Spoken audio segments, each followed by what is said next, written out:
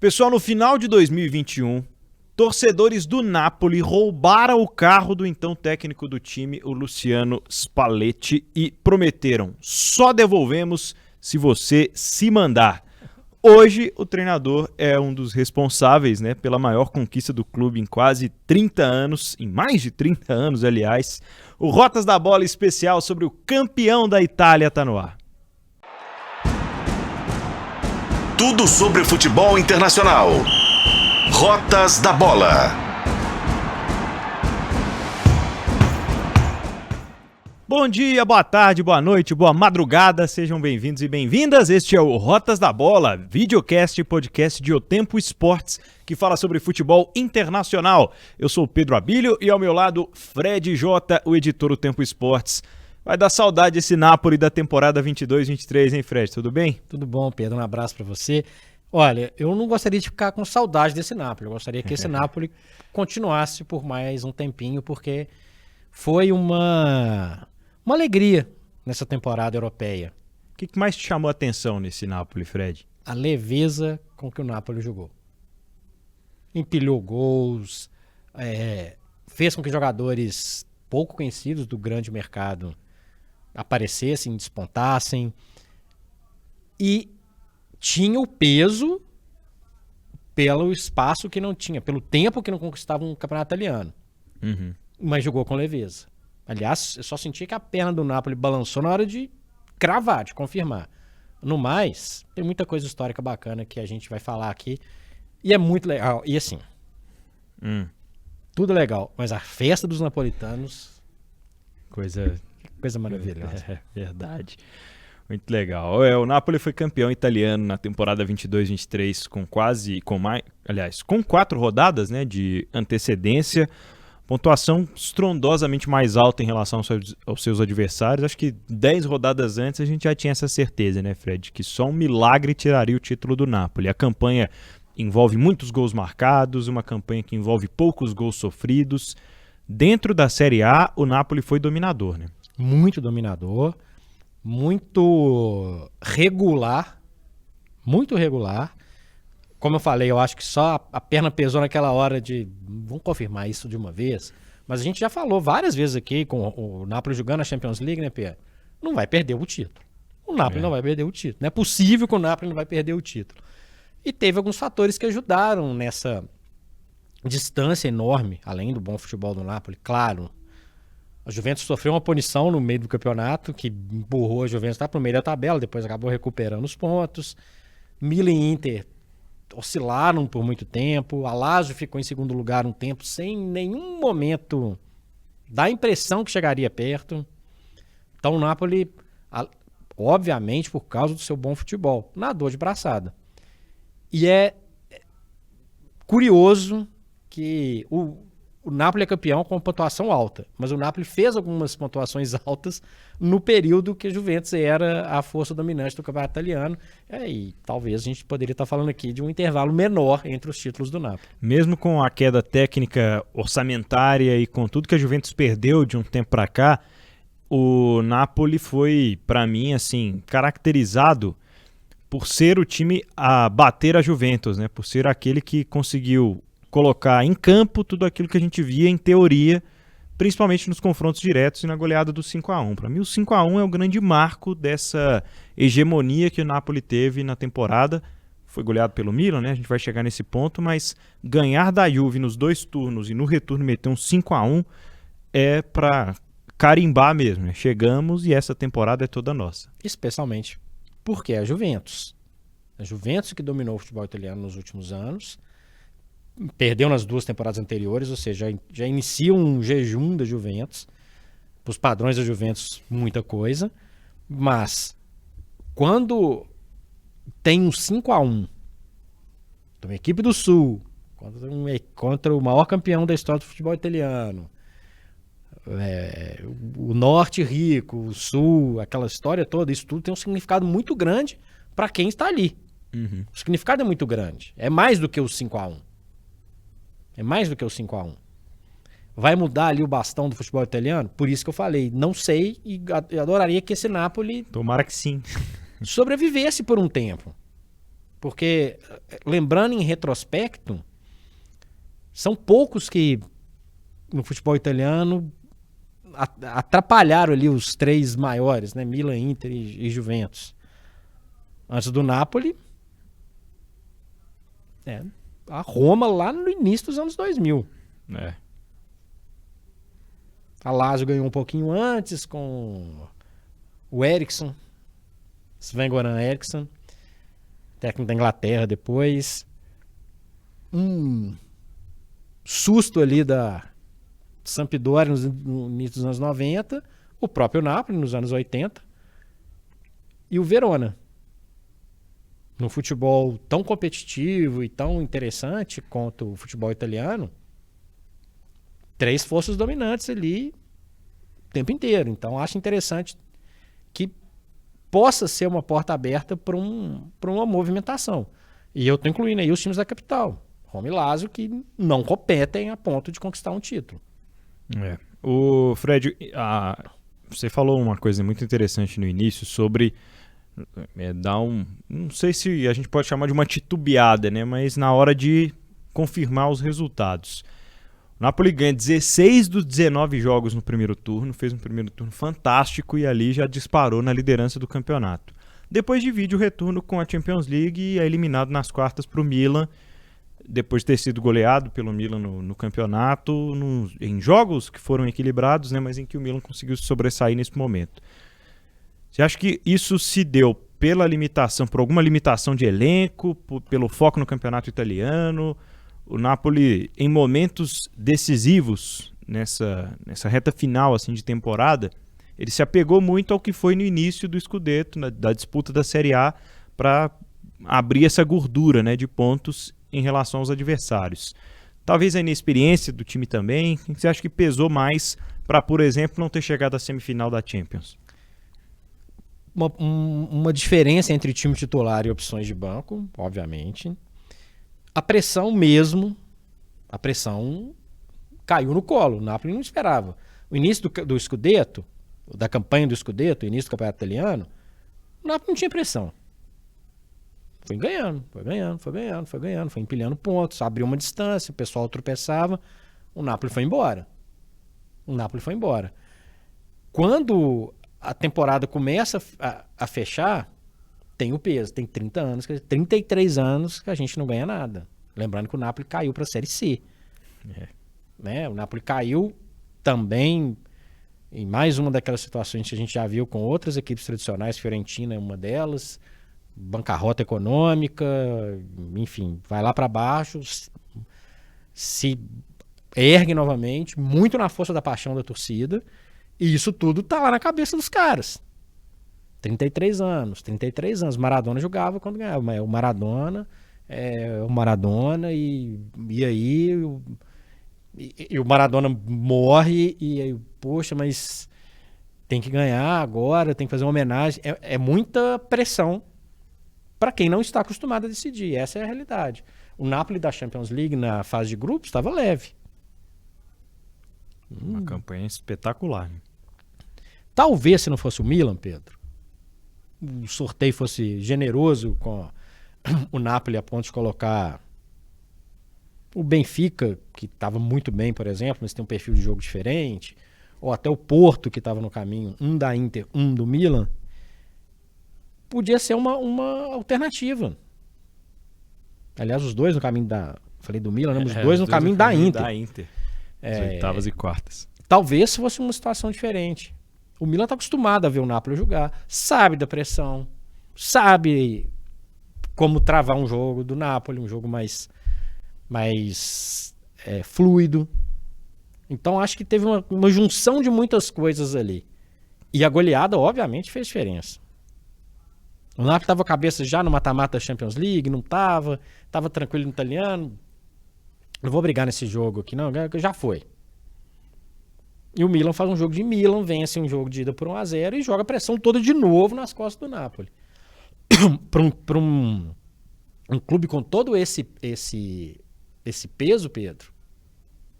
E já teve... ali na hora ali.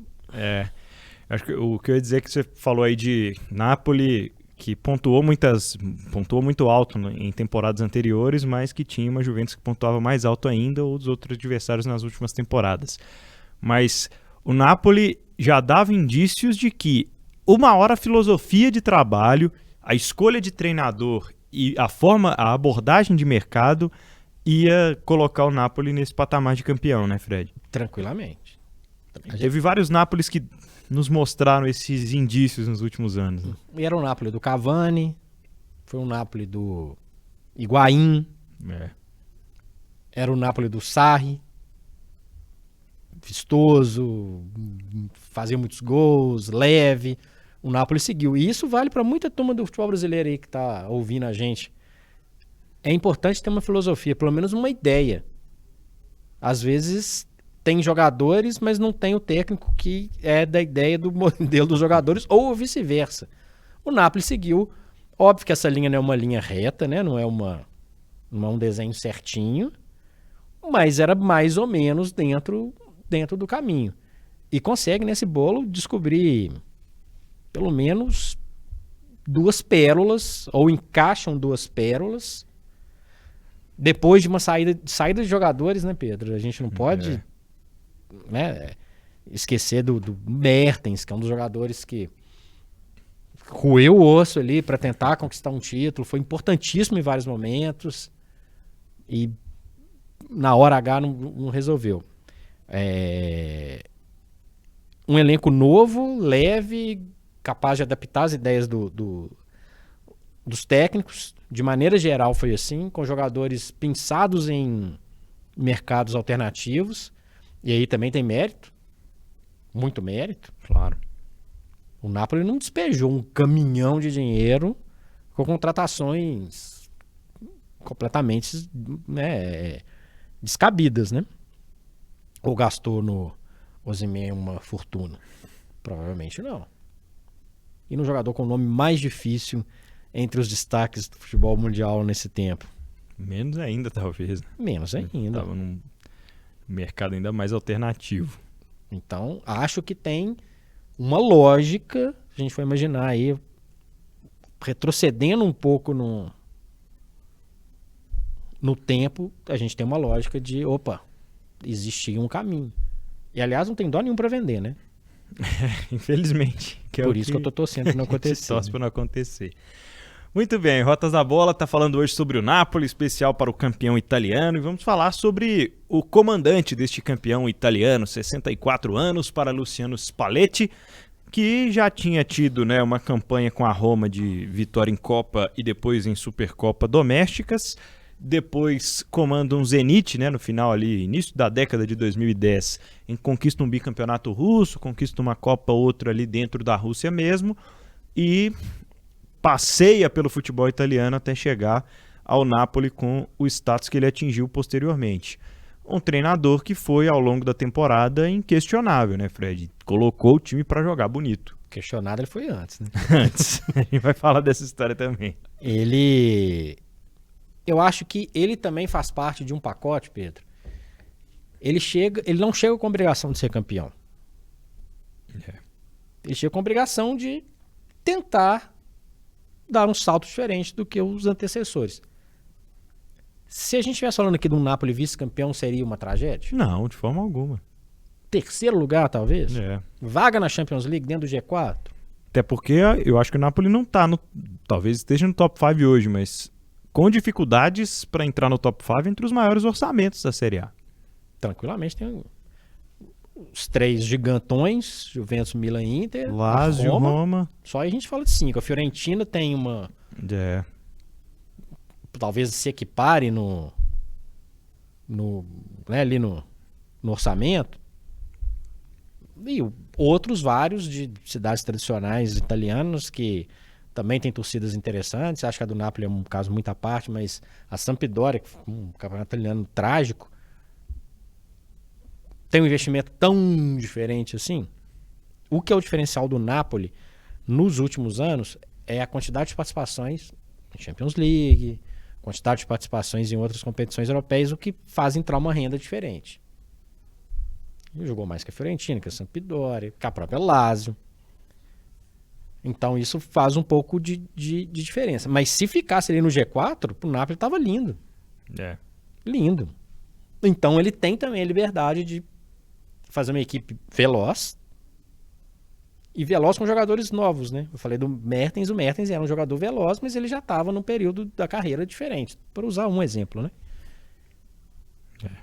O próprio Higuaín, quando começa a empilhar gols no Napoli, num desses Nápoles que faz uma campanha maravilhosa e não ganha, ele não era um menino de 20 anos.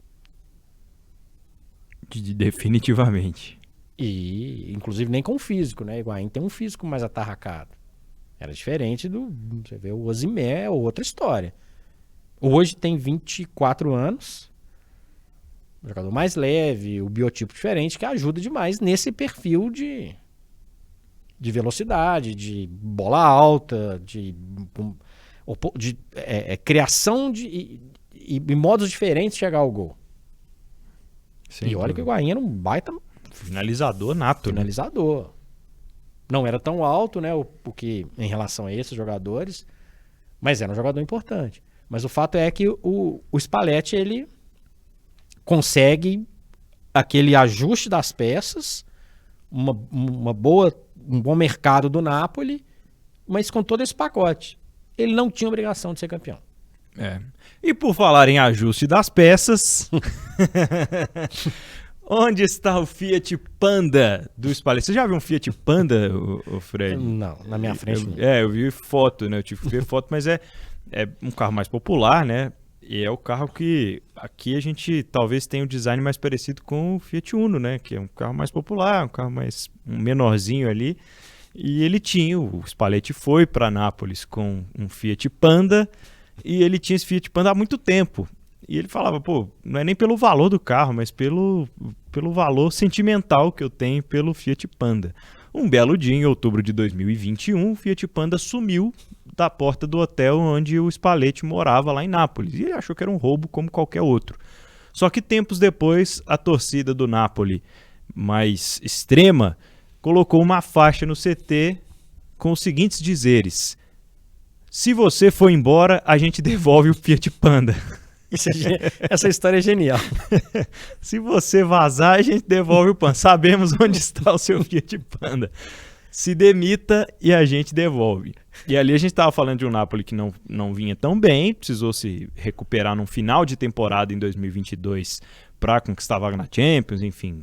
Aliás, termina 21-22 com 5 vitórias seguidas no Campeonato Italiano e, por sinal, meio que depois disso tudo ter acontecido, de terem revelado que estavam com o Fiat Panda dele. Ele não só ficou, como ganhou o título, né, para essa torcida, e até então não temos novas informações sobre o Fiat Panda.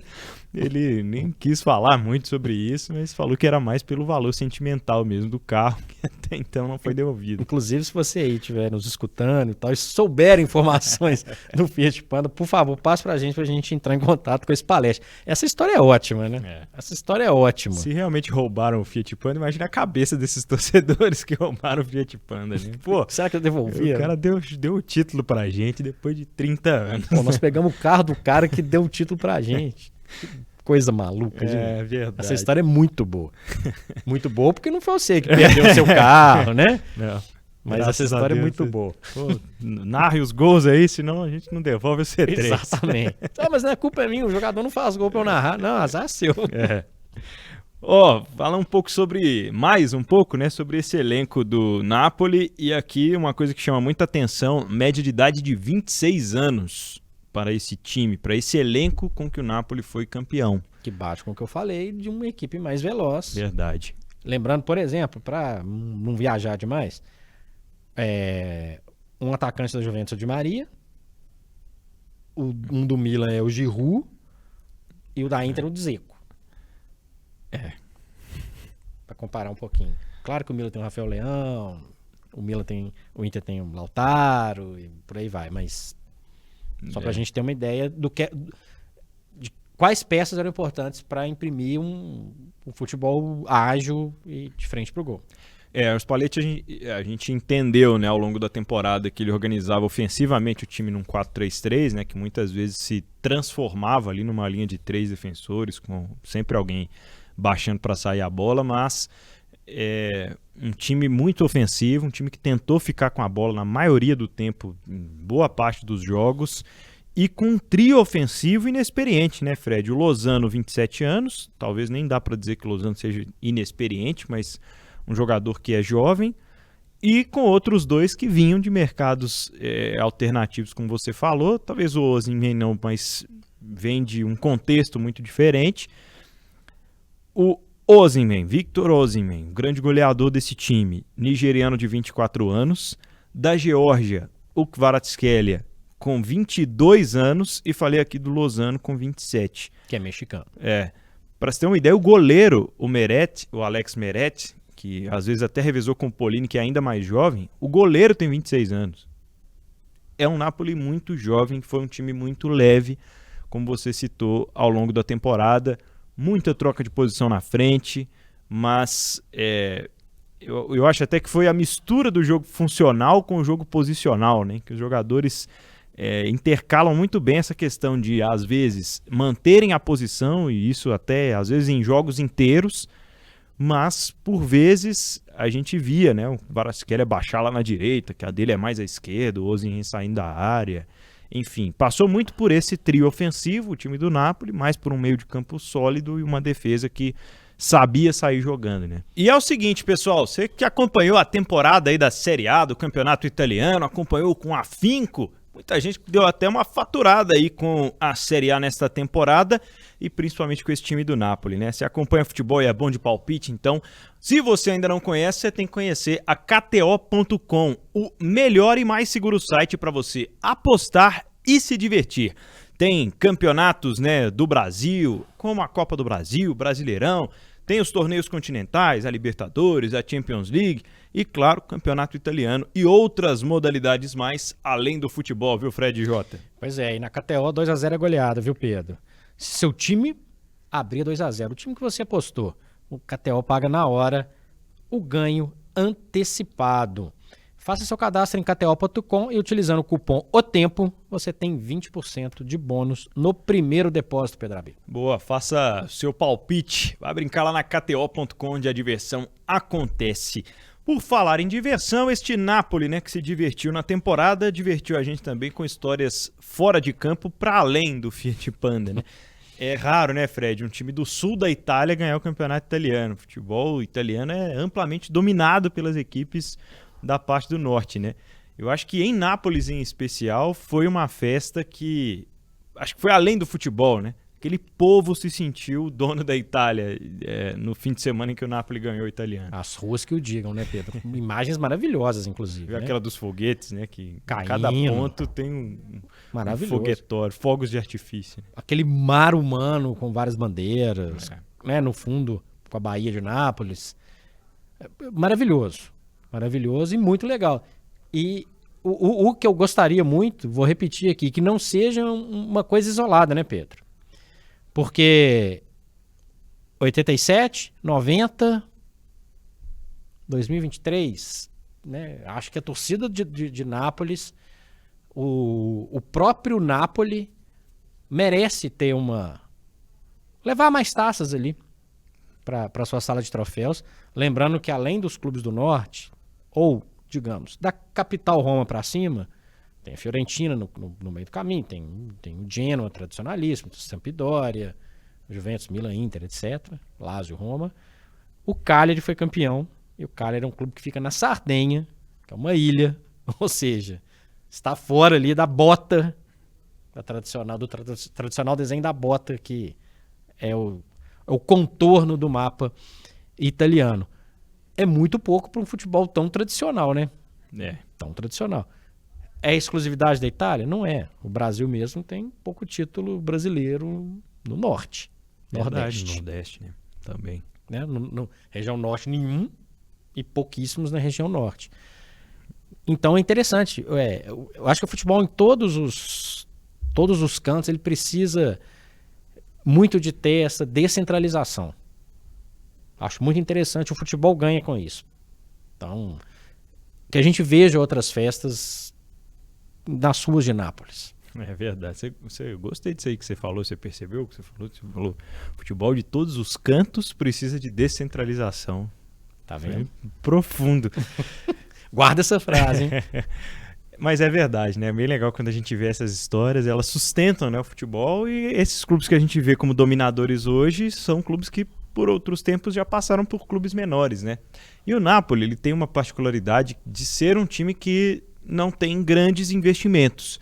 Por mais que as receitas tenham aumentado algumas temporadas para trás, tem hoje o De Laurentiis, né, que é um cara ligado ao cinema, mas que é o gestor ali do Napoli, e sendo muito pressionado, cobrado por torcedores por conta dessa situação, né? Que a gente falou, não tem dó de vender, tem muitos talentos jovens, né? Não tem dó de vender, o mercado está de olho, fatura muito com essas vendas e com o desempenho esportivo, que é razoável numa média dos últimos tempos, mas ainda assim conseguiu fazer frente.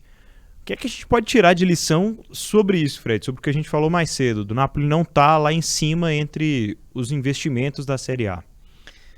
O Napoli aprendeu a fazer um futebol competitivo em alguns pontos da trajetória com uma receita bem menor. É fazer dessa receita, o Napoli tem uma torcida fiel, joga em um estádio grande e é o clube de uma cidade, né? É. E isso pode ajudar muito o Napoli a conseguir fazer o que ele já faz com uma certa qualidade, que é conseguir jogadores desses mercados paralelos ou distantes dos grandes centros, formar times competitivos e deixar de ser um clube que passa um jogador por ali para ir para um mercado maior. Retenção. O Napoli agora ele tem que pegar isso como aprendizado de retenção. Não sair daquela direção de um perfil de jogo mais direto, mais ofensivo, mais leve, conseguir conciliar a chegada de jogadores interessantes, sem um investimento exagerado, mas mirando um direcionamento de manutenção. A grande... Esse vai ser a diferença. O grande reforço do Napoli vai conseguir valorizar esses jogadores que estão no elenco, né? E pagar salários mais altos, tentar segurá-los, apresentar um projeto esportivo que vá ter um desempenho parecido na Champions League, por exemplo, de chegar nas quartas, perigando ali entrar numa semifinal, apresentar para esses jogadores que isso é possível, porque senão vai perdê-los, né? E aí, Pedro, é o seguinte, o Napoli vai para uma outra Champions League. Significa o quê? Caixa. Mais receita. É caixa, Verdade. é grana em caixa. Com certeza. Aí o jogador sabe que vai jogar uma competição como a Champions League, o jogador sabe que ele vai ter visibilidade, a premiação do campeão é diferente, vai jogar a Supercopa da Itália, é grana, todo grana vai entrando, é o desempenho esportivo que vai ajudar o Napoli a se manter, porque de bilheteria eles costumam funcionar, né? Mais uma boa aí, de bilheteria pro De Laurentiis, que é do cinema aí, é o gestor do Napoli. Tá que tá hoje, hein, Fred? Seguinte, pessoal, muita gente linkando esse título, né, com o que aconteceu há 33 anos, quando o Maradona era o grande maestro, né? O estádio passa a se chamar Diego Armando Maradona, a torcida... sentiu muito a perda do Maradona e as homenagens foram inúmeras desde o falecimento dele até esse momento do título, vão continuar, e quem diga que teve uma influência divina, viu, Fred? La mano de Dios, agora mais próximo de Dios, para trazer esse título para Nápoles. Eu prefiro acreditar que é o 10, porque eu não gosto dessa coisa de mão de Deus. Comigo não, essa trapaça comigo não. O Napoli ganhou todos os seus títulos na bola, com o Maradona fazendo o que é melhor. Com os pés. Com os pés. Não vem com essa de mano de Deus, não. Tem uma... O Maradona colocou Nápoles no mapa mundi. Sim. Do futebol. Porque Nápoles, a cidade, é uma cidade espetacular. E depois que o Maradona sai de lá, ficou aquela impressão de andorinha de um verão. E esse é o desafio. Mirar muito no exemplo do Maradona, como jogador histórico, como talento, como gênio, é uma coisa. Você ficar eternamente preso a isso é uma coisa que também está naquele pacote do que o Napoli precisa de fazer daqui para frente. reverenciar os ídolos sempre, sempre. Colocou o nome do estádio, nada mais justo. Nada mais justo. O que o Maradona fez em 87, que é o primeiro Scudetto, é uma coisa impressionante. É o Milan do Arrigo Sacchi, que eu já falei aqui algumas vezes. Em 90 ele já tinha a companhia do Careca, do Alemão e de outras peças. Mas não dá para ficar eternamente a essa sombra. Reverenciar é uma coisa. Tinha bandeiras com o rosto do Maradona. Acho que tinha uma aura interessante rondando o Napoli. Só não pode se prender a isso. Aliás, o Maradona, onde quer que ele esteja, né, está usando a mão para dar socos no ar de alegria, né? Campeão mundial Argentina. Em dezembro. E meses depois o Napoli volta a conquistar um Scudetto e olha lá que poderia ter chegado mais longe na Champions League. Eu acho super legal. Os ídolos devem ser reverenciados. Essa época. Só não achar que sempre tá lá, blá blá blá, e Maradona e tal, e parar no tempo. Essa época aí do Maradona tinha brasileiro bom de bola lá no futebol italiano, Fred? Tinha alguns. E alguns que fizeram coisas que o Maradona fez com o Napoli. O senhor chamado Antônio Carlos Cerezo conduziu uma Sampdoria ao título italiano e uma final de Champions League. Coisa que o Maradona não conseguiu. O Maradona foi campeão, inclusive, da Copa da UEFA com o Napoli em cima do Stuttgart, mas não levou a uma final de Champions League. Mas tinha jogadores. O único brasileiro desta temporada 22-23, o Juan Jesus, né? BH é nós. Nascido em Belo Horizonte, jogou na Inter, vai pro Napoli, agora até renova o contrato e tal, mas 31 anos, não era um titular da zaga, mas um jogador que participou de algumas partidas ao longo da temporada. Bem distante do protagonismo do Careca, na virada dos 80 para os 90, e do Alemão. O Alemão, obviamente, jogador mais de marcação, mineiro de Lavras, inclusive, o Alemão. Um jogador que era importante para aquele Napoli que jogava de uma maneira completamente diferente. Se você não viu, não acompanhou, vou falar uma coisa, não se assuste. Esse time do Napoli é mais leve que o time do Maradona. O time do Maradona tinha muita marcação, era um jogo mais denso. Mais a ver com o contexto do futebol italiano da época. Exatamente. E tinha o Maradona, que é um cara é o Maradona. E tinha o Careca era um monstro. O Careca é um monstro. Então, quando a gente lembra do futebol italiano da época e lembra que esses jogadores tinham um destaque, a gente percebe também como que o futebol brasileiro, se a gente pensar aqui nos campeões das principais ligas, como que perdeu também o seu protagonismo, um assunto para um outro Rotas da Bola.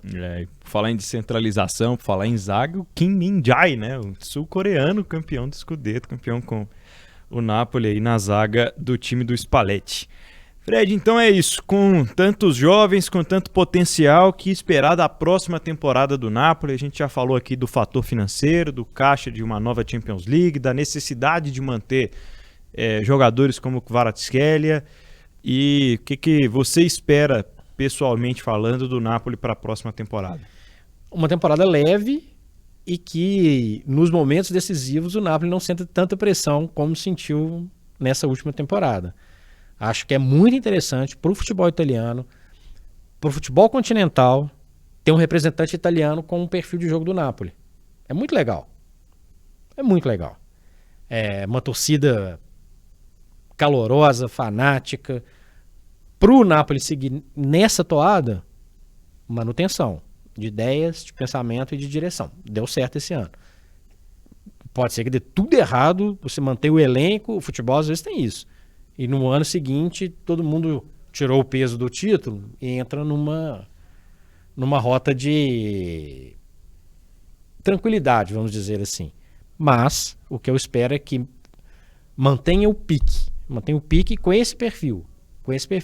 Vai precisar de reforço, pelo menos para o elenco. Mas o pensamento, o modelo deve seguir para mais uma temporada em alto nível, para não ser a andorinha do verão que foi lá atrás, por um tempinho maior, mas lá atrás foi isso. Não dá para ficar esperando sempre saltos de 30 em 30 anos com o potencial de torcida e o potencial de possibilidades que hoje tem o Napoli. O potencial de marca, né, que sempre teve o Napoli também. Aliás, essa camisa é muito bonita, né? Muito fantástica.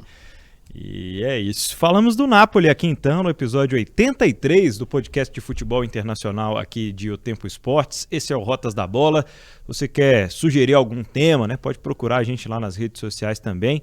Fred Jota, um abraço para você, até a próxima. Um abraço e em breve falaremos de outros campeões. Temos campeões rolando por aí que vão ganhar especiais aqui no Rotas também. No youtube.com/O Tempo com imagens, no tempo.com.br e também no seu agregador de podcasts preferido. Até a próxima!